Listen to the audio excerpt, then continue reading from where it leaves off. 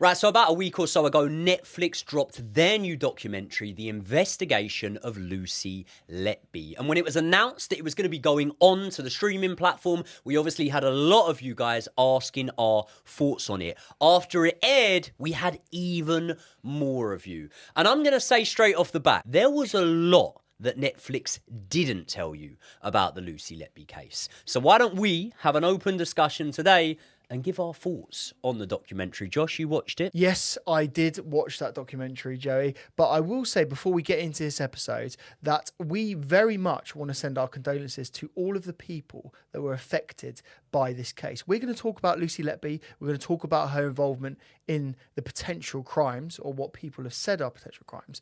But we always must remember that we're talking about real people that have lost young children, babies. In fact, some mothers that are even affected by this, let alone the individual infants that are implicated in some of these crimes. So we always do that. We very much pay our respects to those families. And throughout this entire episode, we're going to be thinking about them. Ultimately, what we want to try and do is get to the truth, because these families deserve the truth. They deserve to know what actually happened. And I hope that they want to know actually what did happen. And I think there is far more going on here than just one individual nurse. What do you think that the documentary actually got wrong? Like, do you actually have any evidence to say that they actually got something wrong? During the court case, Lucy Letby was said to have made false allegations, and this was put to her by a member of the prosecution, Mr. Nick Johnson. He accused Lucy Letby of being a very calculated woman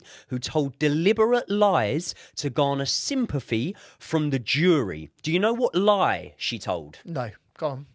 Lucy Letby told a little lie to the police, and it was to obviously garner sympathy. She said, I was actually met by police in my own bed, and then I was led out of my bedroom in my nightgown, my nightie, she called it, right? Yeah. Her dressing gown that we clearly saw she was wearing in the footage, didn't we? Yeah.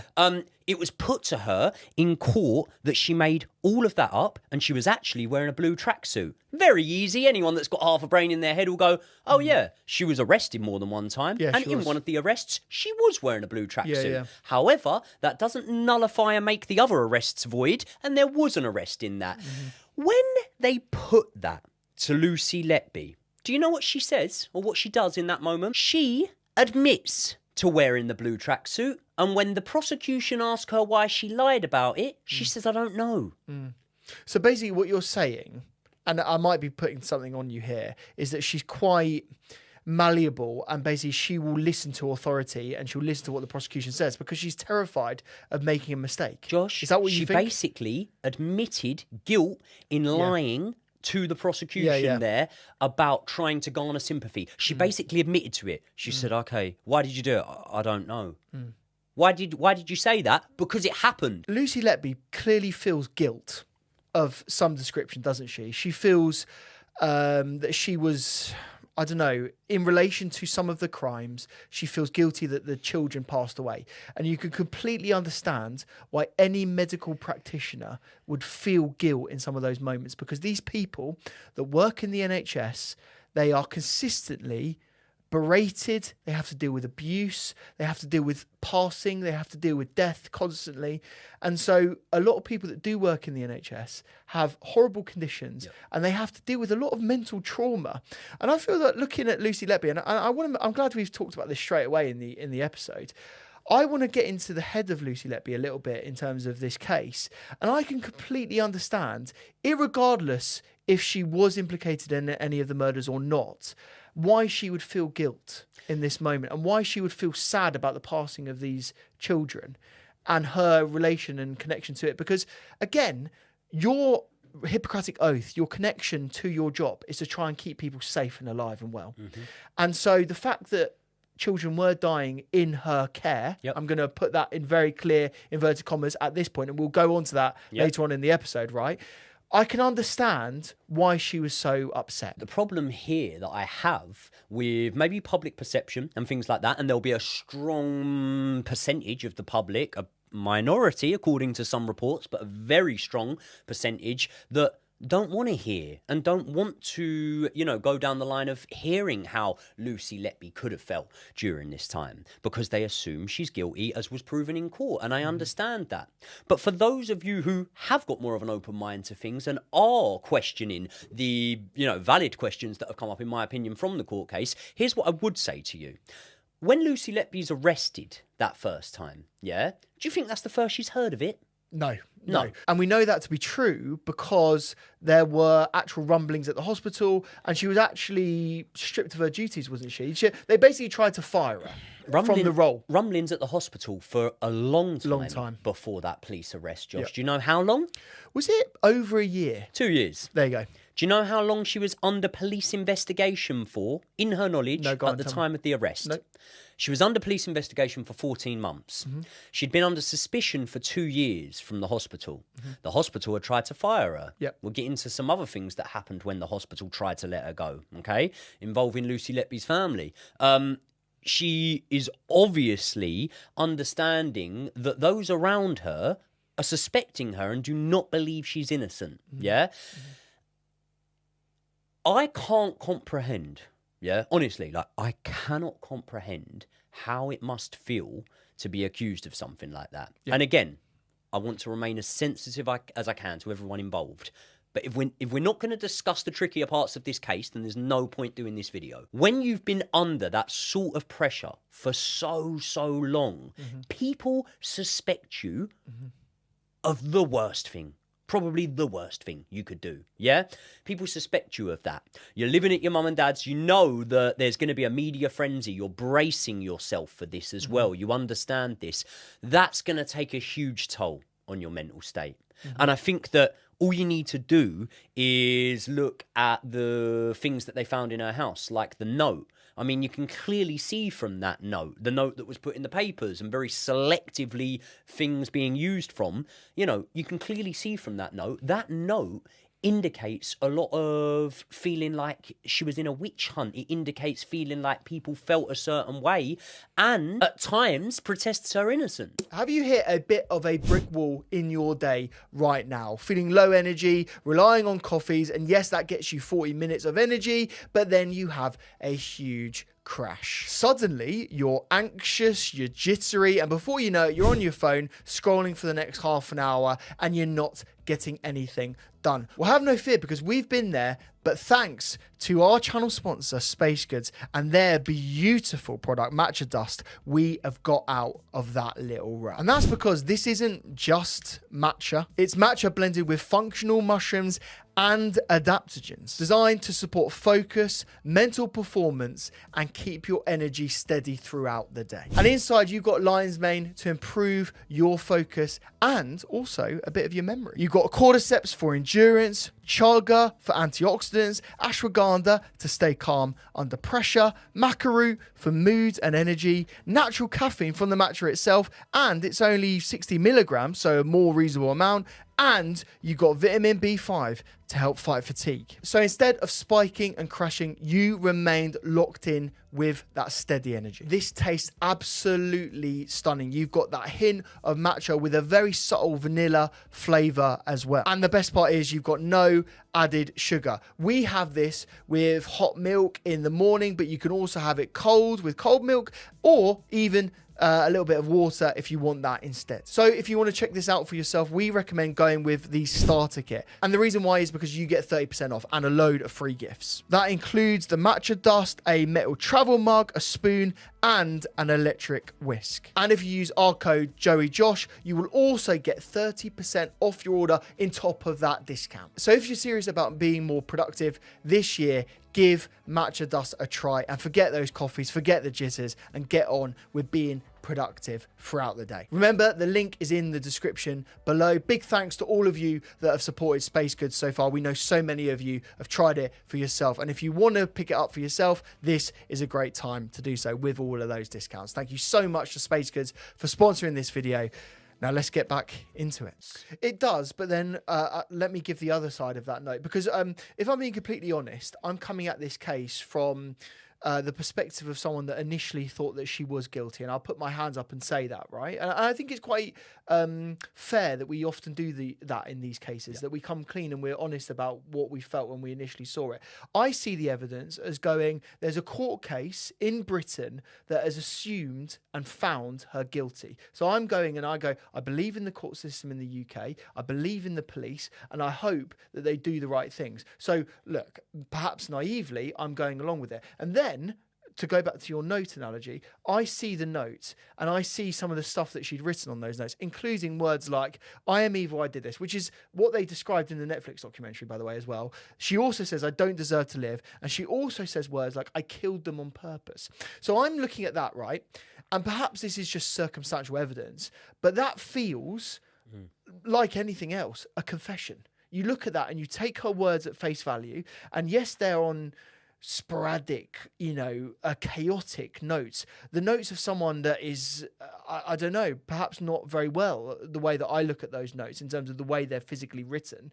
But you have to say, if someone is committing and confessing to a crime, you take that on face value, don't you? You have to. You do without context, yeah. Yeah. You do without context. But when there's the context that for every time they confessed, if that's what you interpret it as, if there's the context that every time they confessed, they also refused to accept the guilt and refused their role in it, then I would think that maybe that levels out. And anyone that's properly looked at that piece of paper will see that there is easily just as much, if not more, in refusing to accept it. I'm sorry that you couldn't have had a chance at life. No one will ever know what happened and why I'm a failure. Then you get into, I haven't done anything wrong. Just a quote, just one. I haven't done anything wrong. Police investigation, slander, discrimination and victimisation. They have no evidence, so why should I have to hide away? And there's a lot more in terms of that note, in terms of single words and things like that. Again, please, please, please don't misinterpret what I'm saying. Those quotes on that note don't prove she's innocent. No. No way they prove she's innocent. But by the same logic, mate, I also don't think that they prove she's guilty. And this is the thing. This is why, again, I want to try and get into her heads, because what I find jarring, I would say, from this perspective is, if I'm innocent and I potentially commit a crime, I would be very clear in every element of any interrogation or even notes that I've written to myself in my diary, whatever, journal, whatever you say. I would always profess my innocence. I would always profess that I was, an upstanding citizen, because that's what I believe to be. So, and I'm just saying this to counter, right? I'm not saying this is because this is what I believe. But why does she keep saying things out of context that the police can use against her? What is the logical sense to doing that? And why does she keep feeling like she is guilty? Good point, mate. I'm going to interrupt you here. There is no logic. Yeah. She didn't say those things to the police. She didn't say them in a police interview. No. She didn't say them under investigation, under oath, whatever. Yeah. She wrote them to herself. Yeah. Who advised her to do that? So you know more on this than me. Was it a therapist, or am I wrong there? Yes. It was a therapist. Part of the process she was going through. Yeah, so it was a woman called Catherine de Beggar, and she is an occupational health and well-being professional at the Countess of Chester Hospital. So it was related to her job. It was what we're trying to say. She worked for the NHS. Yeah, it was related to her work, which police investigations would have been able to look into and had access to, is what I'm saying, right? But I'm not saying it was set up or anything like that. What I'm saying is she spoke to a woman at that hospital, and that woman, this has gone through the court case, by the way, specifically said to her to write down how she's feeling on the piece of paper. Now, again, I don't need to explain to you that someone can feel in a way that they shouldn't. Yeah, sometimes I could say something that makes you feel guilty. You might have no reason to feel guilty. You might still feel like it. If I said, right now, write down what you're feeling on the paper, you might write guilty. Doesn't mean you are. And I'm not arguing that as a point. I'm just speaking about the note itself, because there was a lot made of it. Another thing there was a lot made of were the handover sheets. Yeah, so basically there was a file that was, like a box, I should say, that was labelled keep, and it was within Lucy Letby's parents' house, wasn't it? And basically she kept over 200 documents from the hospital that were private and confidential pieces of information that were handover sheets, which effectively means when one nurse hands over a piece of information to another or another doctor, it has all of the key information about the patient's well-being, about their status and that sort of thing. And those documents should never leave the hospital. Now, what the documentary said was that this fact and this piece of evidence was strange because it was a box that had keep on it. It had all of these documents with all of this private medical information, and a lot of it, which is what the documentary said, which you now need to disprove for me, Joey, a lot of it was in relation to the specific cases of the children that were deemed to be murdered by Lucy Letby. And they also actually spoke about them as being trophies of her crimes. Yeah. Look, I personally think that it's weird, strange. I definitely want to look into it. Is it void of opportunity for me to be able to say hypothetically this could be what happened? No, it's not. There could be sensitive information on a piece of paper about this studio. Yeah? I'd never need to look at that. I'd never need to read it. But if you start accusing me of breaking the lights and the cameras in here, in a panicked, frenzied state, I might take that. I might take that because I might see it as an insurance. I might see it as proof that I haven't done something, or I might see it as something I can read up on and become more educated in and potentially even get an answer of how these things got broke, right? Yeah. But here's the key thing about that. She had 257 handover sheets that were described as trophies, yeah? Yeah. So how many of those handover sheets, 257? Yeah. How many out of 257 did not contain one single bit of information about one single baby in the case? I think it's the majority of those documents. 236 of those documents. Didn't. Yeah. She shouldn't have had those 236 regardless. No. But they don't have much significance to the case. What I want to make really clear, right, before we keep going on about all these different things, is that we're not casting whether she's guilty or innocent right now. Like, we honestly don't have the full information. We don't fully know. We didn't have access to the court case itself. We didn't have access to all of the information that was provided in that court case, which I think also is an inherent problem of that court case, by the way, in that it's incredibly murky and we don't see the full information. In other countries all around the world, you would get more access to that information and we'd be able to see these things. But in the UK justice system, it's very different. But we're not saying whether Lucy is guilty or innocent. Again, what we're merely trying to do is present the facts as we see them and try and give the audience that are watching right now those facts. Yeah. Because again, that's all you can ever really look at with these cases, with these crime cases. All we can ever really do is go, we see this piece of information and we're going to critique the case based on that piece of information, right? So the fact now that we have to go to is the Facebook searches. So again, we've just detailed all of the pieces of information that she brought home. Suspicious, I would say, in itself. And the police obviously felt that was very suspicious because that was mentioned in the court case itself. Then what was also sort of really weird, and it's related to the Netflix documentary in itself because, you know, baby Zoe was actually mentioned in the documentary. Yeah. Her mother was featured in the documentary speaking with her own voice. And she was actually a result of a search of Lucy Letby. She looked at this woman and she also looked at her husband on Facebook after baby Zoe passed away, which again, out of context, feels really strange. And you could understand why the police asked her this in the interrogations, which we saw in the documentary.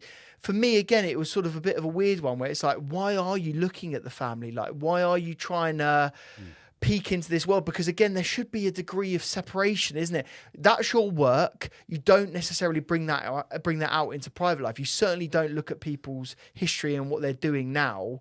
It should be two separate things. Do you not agree? I do agree. I massively agree on that one. I think it's something that I'd feel hugely uncomfortable with, knowing that a nurse that treated me and my partner, for example, when she was giving birth, I'd find that hugely unsettling without the sort of really, really unsettling and awful, tragic consequences. Just alone if she was searching, I'd find it weird. I'd find it weird, not surprising though. Why not surprising? Why are people watching this podcast right now? Why do people watch our channel? Why do we love true crime? Well, the answer is there's such thing in life as morbid curiosity. And way more of us, believe me, way more of us have a high level of morbid curiosity than we would realise. The same reason that we buy newspapers when crimes are spread across the front page, and the same reason we watch news reports when tragic things have gone on and there have been huge incidents, for example. Morbid curiosity is a very, very real thing in life. It's something that I discovered I had from a very young age. And yeah, like, again, I might look at it from the outside and go, it's weird. It is, yeah. Unfortunately, as part of our personality, we do all kind of have things that maybe we wouldn't want the public to know. And one of those things might be a strange curiosity amongst people that she's interacted with at work, however those interactions have gone, whether they're good or whether they're tragic interactions. And by the way, I'll say all of that to come back and say, weird. Weird that she was searching the babies' families on Facebook, but not as uncommon as people would think. And this is the thing, there's a lot of circumstantial evidence that we were presented with in the Netflix documentary alone, right? Because I think that we should separate the court case from the Netflix documentary. But again, you know, that is circumstantial. This is the thing. When you get to the court case, and we're actually talking about the things that Lucy Letby was actually convicted of, I want to see clear evidence. Well, just before you used the word circumstantial there, you've just rated it as circumstantial without me giving you all the facts, mate. Go on. So it's circumstantial at what I've just said, yeah? Yeah. Circumstantial evidence. Yeah. What about if I told you that she searched for a lot of people on Facebook? She searched for a lot of parents. Ones whose babies she had been involved with, handled, delivered potentially. Yeah. The vast majority of those parents having babies that didn't go through any sort of trauma or tragic situations, right? Not only that, analysts have actually looked at her social media searches. She was searching for roughly 250 different people on social media per month, with the vast majority of those being people that weren't involved in the court case. Right, so up until this point, we've just talked about Lucy Letby and we've talked about circumstantial evidence around this case. Now, I'm going to jump the gun a little bit now and go to the end of the documentary. I don't know if you remember this. There was a point at the end of the documentary that comes up, written text, that basically says, worse the effect, and you can correct me because you know this better than me, that the hospital itself was under some charges at this point. Is that true or is that not? Well, the hospital at some point during this case actually admitted guilt. Do you know this? Guilt for what? So Lucy was having problems at work, Yeah. right? Problems so severe that 2 months before the police were called to investigate the deaths, yeah? So the deaths are known about. It's known that there's a spike in deaths. No police have been called. Bearing in mind it's police that decided the outcome of this, isn't it? Not hospital staff. John Letby had to walk in to a police station and report Dr. Stephen Breary and Dr. Ravi Jayaram alleging that they had a personal vendetta against his daughter, Lucy Letby. And there will be some people that will say, yeah, maybe John Letby did feel like his daughter was being mistreated and it was unfair, but maybe we wouldn't think that. Well, the hospital did. They admitted guilt. They even ordered the consultants to apologise to her, which they did, by the way, in writing in February and March of 2017. So that's the problems at work that you were talking about, right? No. I wish that was the problems at work I was talking about. Because actually, there's something called the Furwell inquiry, which was briefly mentioned in the Netflix documentary, but not detailed, not unpacked, not undressed, and not really picked apart. And what the Furwell investigation actually did was, for me, give me a lot of context at what was going on at the Countess of Chester Hospital around that time. The inquiry showed that this hospital was poor by general standards. It was dangerously understaffed or overpopulated. The hospital building was looked over by experts, and despite it actually being fairly newer in comparison to some other buildings, it was still the best part of 50 years old, and it was deemed not fit. There was found to be tiles falling from the ceilings at times. There was consistently raw sewage backing up into the unit, and there was also lighting problems over a course of years. So there are 3 levels of measurement when it comes to deciding what treatment an ill infant would need, with a level 1 being the lowest and a level 3 being the highest. Therefore, any unit that is rated as a level 3 will obviously have the sickest babies. What level, Josh, do you think Lucy Letby's level was at the hospital? So at the time that we're not talking what level about. she was. Yeah, what yeah. was that unit? A Was level? Was it a level 3? Was it No. the most? Was it the most severe cases? It wasn't Was it not? in name. It was a level 2. Okay. And the reason being is because it actually used to be a level 3. It was a unit designed to hold the poorliest babies until 2006. Okay. In 2006, it was downgraded to a level 2. Multiple members of staff were let go. Members of staff that were supposedly experts in their field, right? Allegedly, this was to cut costs. And management said at the time, they would no longer need such high levels of expertise as they would not have sick babies anymore.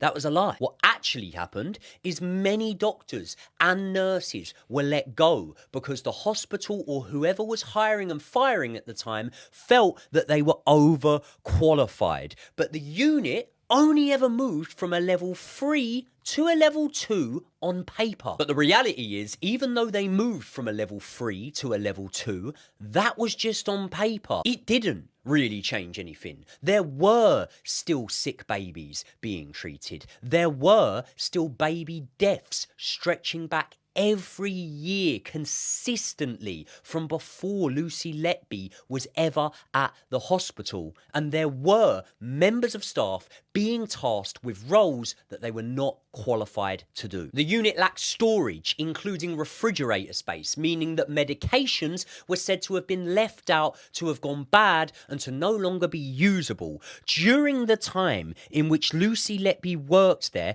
and is alleged to have committed the crimes, there was a serious health concern in the hospital that Netflix didn't really mention. Did you know about the taps at the hospital? No, I've heard things about this because you've told me. I think we mentioned this in the first episode, actually.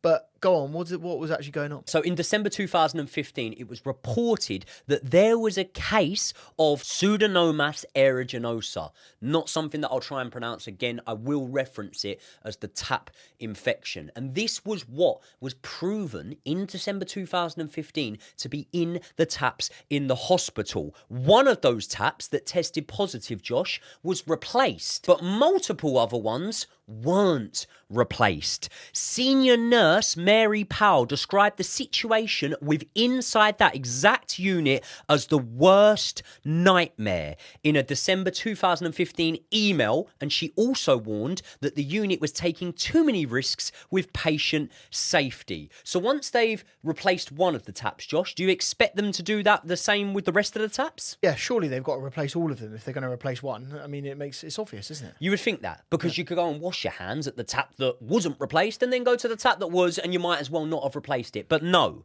what they did was they ordered bacterial filters that were fitted to the taps, which is a corner cut, isn't it? Yeah, in my opinion. Don't get a filter, get a new tap. Now, experts have since noted that Pseudomonas, which was what was on the tap, is lethal to premature infants with underdeveloped immune systems. Do you know what the mortality rate can be from catching that infection? I bet it must be pretty significant. It sounds awful, just the virus itself. It's 50%. Really? Can be upwards of 50%. Wow. The unit also didn't have a consultant neonatologist at the time in which Lucy Letby was said to have committed the crimes. And basically, an internal expert panel argued that with the presence of a consultant neonatologist, a lot of the early signs and the warning signs of things that were going wrong with these babies would have been spotted way more sooner than they were, because they would have had experts that were trained to do that. They didn't have that there. Yeah, this is a key point in this case, and it really does go to the negligence of the hospital itself and the people that are in charge of the hospital, which is a key point that we have to discuss later on.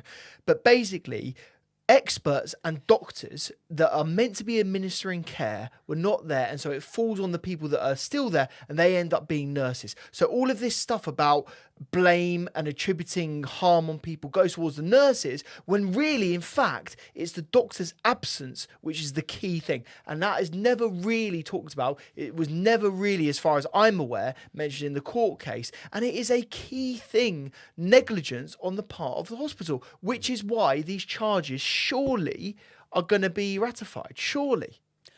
Listen, it's one of those things, isn't it? I think when there's ever anything that could reflect badly upon a government or anything like that, it is unlikely. Can I just say at this point, right, there's clearly negligence that is going up from the top down.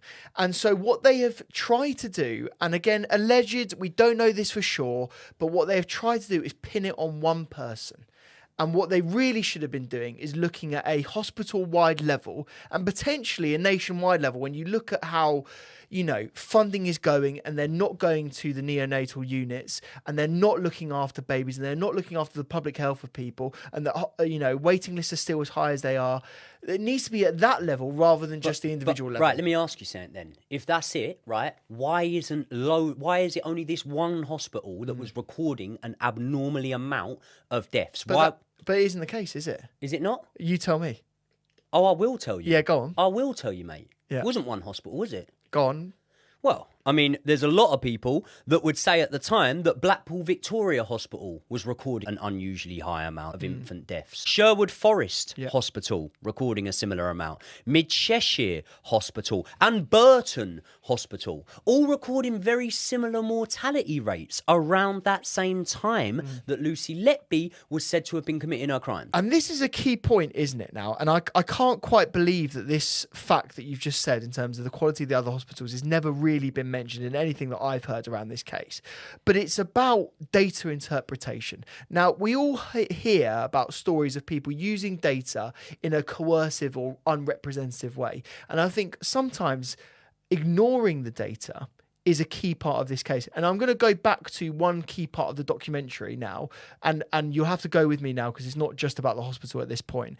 But one key part of the documentary that we have to discuss is a sheet of paper that they show alongside all of the other members of staff that worked in the neonatal unit, and they put crosses next to the people that were associated with particular deaths or the collapses of particular infants, not just the deaths, it's also the collapses. And in the Netflix documentary, there is clearly every single death or suspicious collapse that is associated with the Countess of Chester Hospital, and each one of those is associated with Lucy Letby. Now, that isn't the full story, is it? Because there were other cases that were also collapses and also deaths that Lucy Letby wasn't present for, but that wasn't described in the Netflix documentary or by the people that were in court at the time, because there are other cases, right? But, mate, I mean, it's obviously massively selective, and I think that you can see that and everyone else can see that. But this is what I'm saying. But this is my point. My point is that they're being selective with the data, and therefore we're, as public, members of the public that don't get access to all of the evidence, we're not able to get a full story. So me, looking at the case, and I'm looking at the court documents, and they're going, Lucy Letby, and they made this very clear, Lucy Letby is involved in all of the collapses and deaths associated with the Countess of Chester Hospital. Now, you've mentioned lies earlier on. Not telling the full truth is a lie. Of course it is. So that is what's happened here. Using data to obscure the truth. Mate, I can hammer home your point here. Yeah, right? go on, tell if me. You watch that documentary and I had said to you at the start of the documentary, did you know that the court case got something wrong and accused her of trying to be manipulative and trying to garner attention, sympathy and whatnot? If I'd have said that to you right at the beginning and set a precedent that there's already been mistakes here, which is fact, it's true, yeah? If I'd have done that, I think you'd have viewed it pretty different. I think if the documentary had have potentially said, yeah, you know, there were, at the time they were pointing out the notes, if in that moment they'd have said, listen, by the way, there were just as many refusals of guilt and denials of guilt as there was acceptance of it, if you interpret it in that way, I think that you view things differently. I personally think if you say, I can't remember the exact number, but I think it was around 235 of those handover sheets didn't have information about the babies. I think by making that information available, you you then change the picture that is being painted. And I think by not doing it, you consciously understand the picture that you in turn are trying to paint. And also, right, you could argue this because he was in the court case, and I understand that. However, since he was in the court case, there were a lot of people that questioned Dr Dewi Evans' involvement. He actually said, Lucy Letby murdered baby C. Get that into your head. That was his quote. There were a lot of people that questioned maybe his body language, behaviour, the way he spoke in the Netflix documentary. I'm not that bothered with any of that. What I am bothered with is the fact that Netflix are even employing Dewi Evans, or the fact that he was even involved in their court case. So just for those of you that don't know about Dr Dewi Evans, I'm going to give you one bit of information that you should know about him, and therefore you can draw your own conclusion on whether it's someone that you would trust in general, or an opinion of, or whether it's someone that you really want to hear from and you want on your TV screens and whatever. So just going to read you a quote, right? There's an argument for the decriminalisation for sexual offences against young children.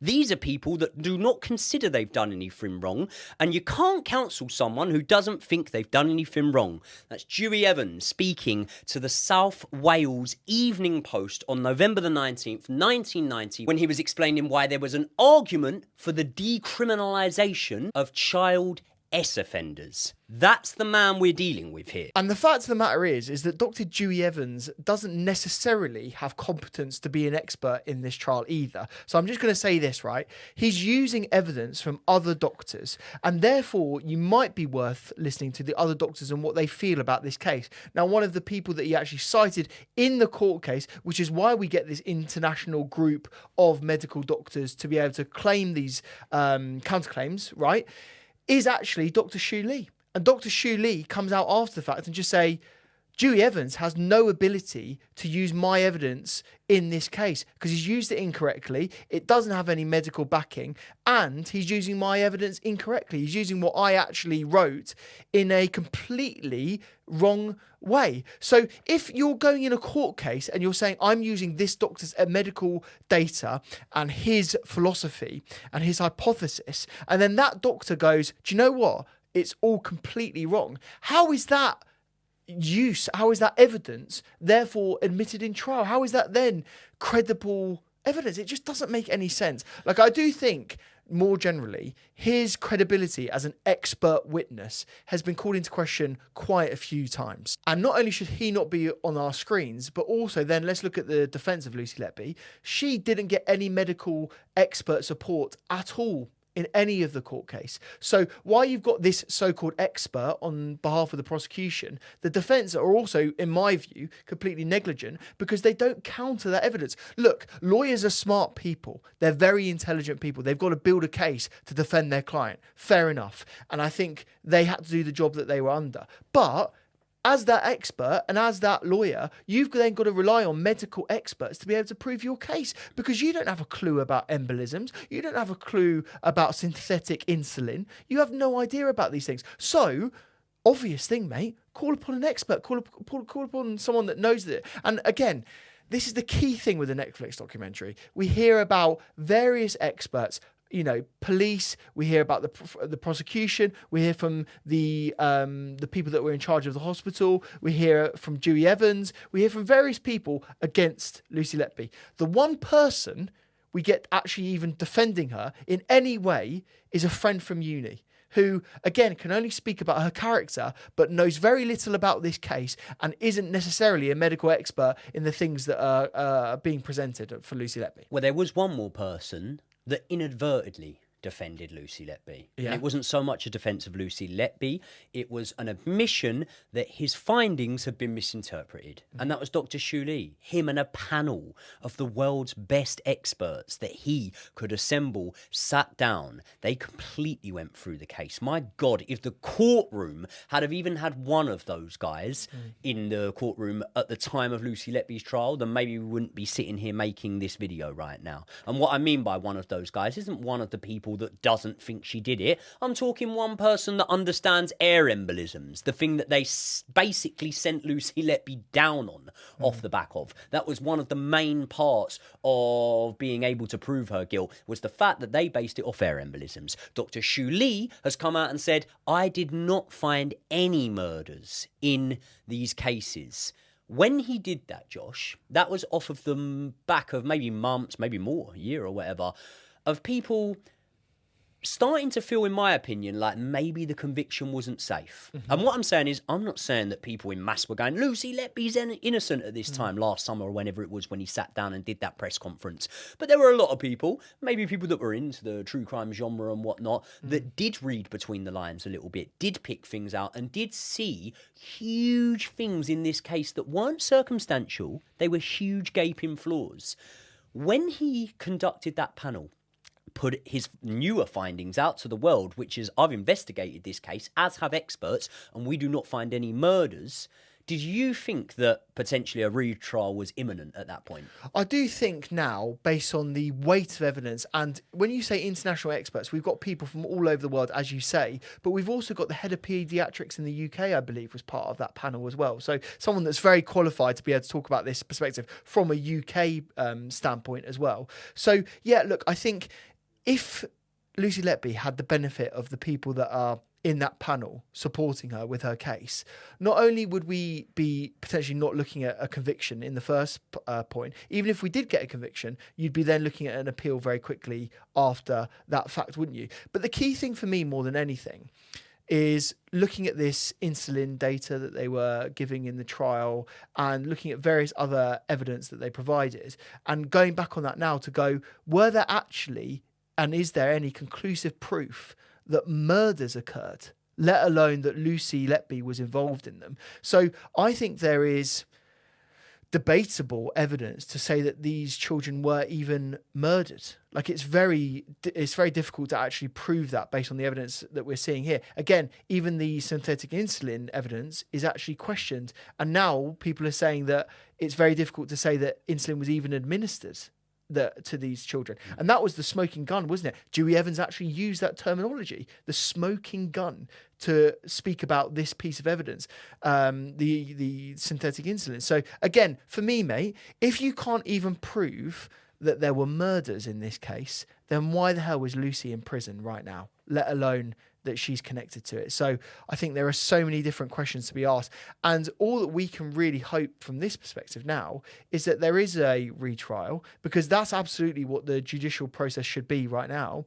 And then hopefully we can have a more two-sided affair. We can see the evidence that they presented so far, and we can have some counter evidence to say this is correct or an incorrect conviction. Yeah, and if there was a retrial and they were able to give us clear and obvious evidence against Lucy Letby, more than they've been able to at this point, then we'd be the first to condemn her. We'd be the first to hold our hands up and say maybe there wasn't the need for a retrial, or maybe we had things wrong on this. But at the moment, we can only go on the case as it is, and it's such a hard one. Probably the reason why not everyone's covered this sort of thing, because you are dealing with real life situations, real life emotions and real life trauma, and that's the most sensitive subject of all that you could deal with, and therefore we want to handle it as well as possible. But at the same time, if there has been a miscarriage of justice here, we can't brush it under the carpet because it may hurt feelings. That's the truth of it, as hard as it is for me to say that.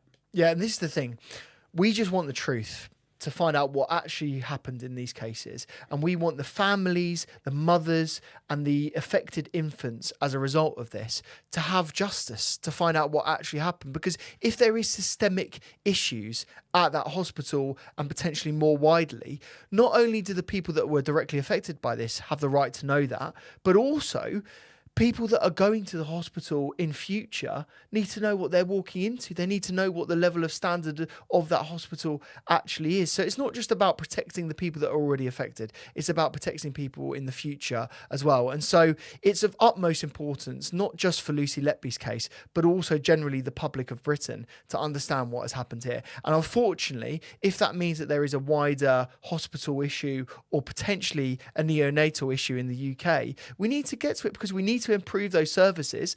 And also, if they need funding, the taxpayer needs to deal with that. You know, the government need to deal with that, and they need to do it quickly. So look, this is a huge case, and I think the reason why it is such a big case is because it affects society as a whole. And I hope in the course of time, we truly do understand what has happened here. And I think really, mate, we are starting to understand what has happened here. That there was a hospital-wide failure, that there were issues not just in the building, not just in the way that it was being run, but actually with the doctors not necessarily being there on call when they should have been. And I think there are lots of issues that really we should try and understand pretty quickly. And just quickly, if on top of all of that, there was a serial killer here, someone who was seriously trying to harm babies, then that isn't instead of what you've just listed there. It's as well as. Everything that you just said there about the failings from the hospital and the failings of the court case, in my opinion, are fact. They're not really that debatable.